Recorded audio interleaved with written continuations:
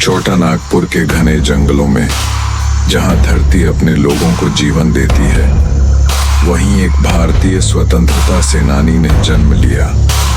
एक ऐसा स्वतंत्रता सेनानी जिसका नाम आज भी कई लोगों के लिए अनसुना है, लेकिन जिसकी विरासत सदियों तक गूंजती रहेगी। उसका नाम था बिरसा मुंडा, धरती का पुत्र, जंगलों का योद्धा और अपने लोगों की आवाज।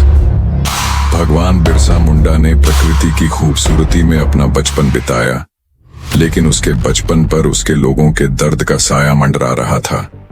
वह जंगल जो उन्हें जीवन देता था, उनसे छीना जा रहा था। वह धरती जो उनकी मां थी, उनसे छीन ली जा रही थी।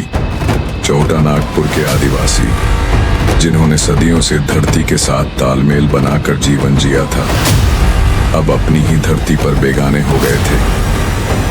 बिरसा ने उनके आंसू देखे, उनकी तकलीफें देखी, और वह चुप नहीं रह सका।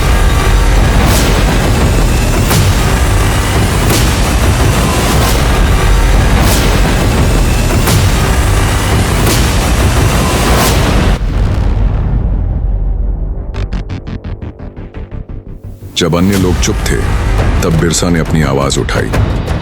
उसने अपने लोगों को एकजुट किया। उसने उन्हें उनकी ताकत का एहसास कराया।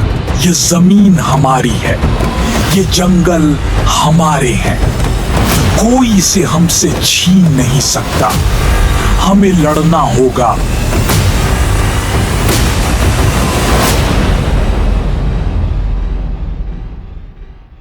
बिरसा के शब्दों ने उनके लोगों के दिलों में आग जगा दी।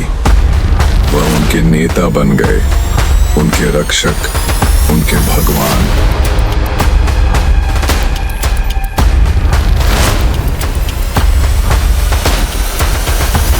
भारतीय स्वतंत्रता सेनानी बिरसा मुंडा ने उलगुलान महान विद्रोह का नेतृत्व किया। यह सिर्फ जमीन के लिए लड़ाई नहीं थी, यह सम्मान, पहचान और अस्तित्व के लिए लड़ाई थी।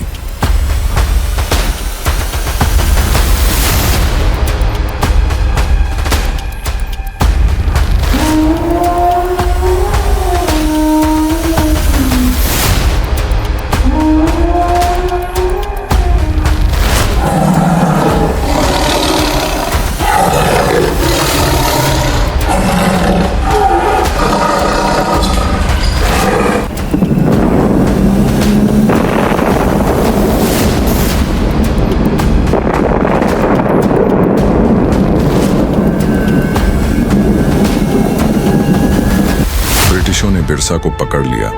सिर्फ 25 साल की उम्र में बिरसा मुंडा इस दुनिया से चले गए, लेकिन उनका बलिदान व्यर्थ नहीं गया। उनकी स्वतंत्रता की चाह ने एक ऐसी चिंगारी जलाई जो पीढ़ियों को प्रेरित करती रही। बिरसा मुंडा सिर्फ एक नाम नहीं है, वह प्रतिरोध का प्रतीक है, साहस का प्रतीक है और भारत के आदिवासी समुदायों की अडिग आत्मा का प्रतीक है। उनकी कहानी आज भी हमें सिखाती है कि अन्याय के खिलाफ खड़े होना ही सच्ची वीरता है।